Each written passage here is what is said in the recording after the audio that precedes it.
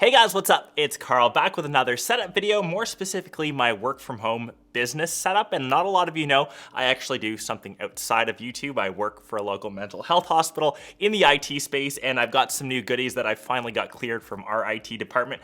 Got all our new firewalls on these items, and these are the devices that I'm currently working from home with. And I'm sure as most of us get back into the office, back into the workspace, I know a lot of these are very business facing. So I think this setup is pretty useful to a lot of you. You can kind of see the first item which I'm holding right here, which is the Surface Duo. And big shout outs to Best Buy for sponsoring today's episode. You can grab this along with all the other items that you see linked down below in the description. The reason why I went for the Duo, I know it's a bit of controversy folding phones. I am a diehard Outlook user, and that's not only for work. I think most businesses are based off of Outlook and Microsoft, but also a sucker for their email client. I kind of swear by Outlook.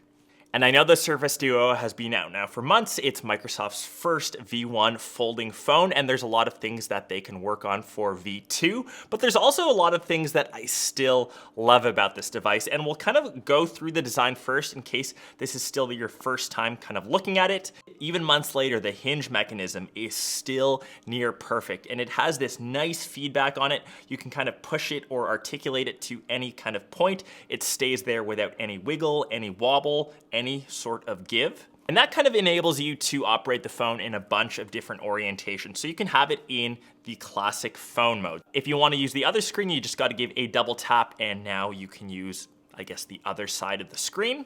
You can operate it in tent mode, so if you want to watch content without having to prop up your phone, it kind of has that built in. I'm sure my IT department has been having a field day seeing how much Euro 2020 I've been watching. You can do that. Very similarly, laptop mode is another option where you can still have content on the bottom of the display, or you can just have it in book mode where you have two individual screens. And this is where I find the Surface Duo doesn't get enough love. I love having each of the screens compartmentalized because technically you do have a little gap in the middle. But you do see that divide down the middle. But I think the biggest strength of the Duo is actually running two separate applications on each of the screens and really maximizing multitasking. And typically for work, this is my usual go-to setup. I always have Outlook running on one screen, kind of no matter what. I'm always corresponding with staff, kind of chatting with team members. And on the other side, in case we have to do a video call, I have Teams up and running. And obviously Microsoft realizes that, and they've created something called app groups where you can launch two apps simultaneously at the same time. They've got a bunch of different preset ones and you can kind of group them together. So a really common one I have is YouTube and Outlook. If I really want to piss off my IT department with my usage, I've got my social media ones, so Instagram and Twitter. They just take full advantage of the two 5.6-inch displays and really maximize multitasking. And I'd argue other foldable phones, say from Samsung, that have a true foldable display, that have one full display when you kind of fold the phone out, there perhaps isn't as much in those, but I think you can kind of flip that argument back and forth. And don't get me wrong, I wouldn't say the Surface Duo is perfect. There are still a lot of things that this phone struggles with. Taking photos, for example, you have the one front-facing camera, and to switch it to the rear, you just have to rotate the phone, so it isn't the fastest. Usually the photo opportunity is gone and the camera quality isn't the greatest. Performance-wise, especially now, it is running older silicon. It's not IP rated, but as a work device, especially if you're in the Microsoft family, I think it works great, and I don't think my work watches these videos anyway. I think this could be the best 3DS or just Game Boy emulator phone of all time. If any of you have found any good ones, let me know. It is almost the perfect phone for creating that experience. So anyways, that's been the Duo, and as a techie, I can't wait for V2. Moving on to the next work device that I have. This is the Lenovo ThinkPad X1 Nano. Once again, another very business or workplace related laptop. I know a lot of people across different industries that use this exact one. And I just love this little thing, mostly for its size and weight.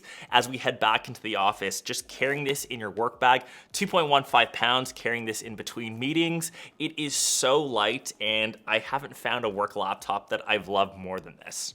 It's got a 13-inch 16:10 matte display, so it really helps with any reflections. Easy to stare at for the entire day. It's got an i5, 16 gigs of RAM, but for who this laptop is designed for, you don't need anything better. You're not doing any crazy video work. You know, you're obviously not playing any graphic intensive games, or shouldn't kind of be doing that anyways at work. It obviously doesn't have that dedicated GPU, and you wouldn't need to bump up to an i7 anyways, because that would just draw extra power, waste extra battery life. And I will say, even with a fan fully ramped up, it doesn't get loud. For hammering out emails 80% of the day, I love typing on my ThinkPad. I think it has the best keyboard of any laptop. Maybe I'm slightly biased because I spend so long typing on this. The keys are nice and soft. There's still a decent amount of travel. I would say the trackpad is slightly small for my taste.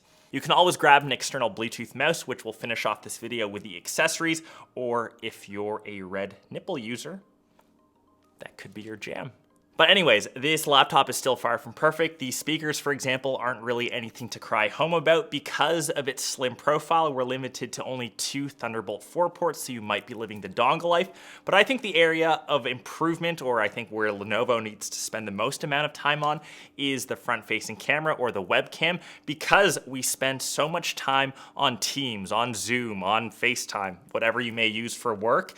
It's still only 720p. You still look like a potato. And for that amount of time that we're all on video conferencing, it's an area that definitely needs to be improved. But anyways, this has been my work setup, or I guess my new little tech upgrades for work. And I know that a lot of this revolves around using Outlook, but I still think most workplaces that is the norm. And we'll finish off with some accessories, and I know these are pretty dependent if you're either back in the office or still working from home. So the first is a little laptop riser, and I think these are so essential if you don't have an external monitor, just propping your laptop up or giving you some extra space. Trust me, if you spend 8 to 9 hours behind a computer, I'm sure you know, just your neck will thank you. This one is from GroveMade. If you do bump that up, just of course pair your laptop with a Bluetooth keyboard. This one has the closest match to the ThinkPad. This one is from Keychron. I believe this is their K2. It's got the red switches. And like I mentioned, Bluetooth mouse, Logitech MX Master 3. You cannot go better than that. And for headphones, check out the Pixel Buds Series A. So they're budget-friendly line. I know you don't get active noise canceling, but for this price, I think these are super attractive. You can't really beat this type of performance, and of course they sync with all devices. They've got a built-in mic, so great for, of course, chatting. You can use them for regular music as well.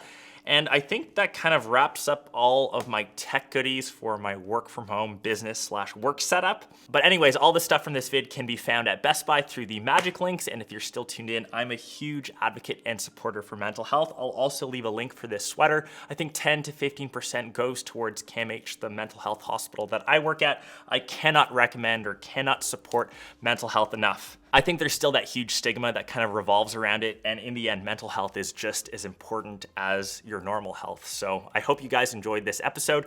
Hopefully you guys picked up some useful tips, and hopefully you guys are a bit more into the mental health game. Well, I'll catch the rest of you in one of my next vids.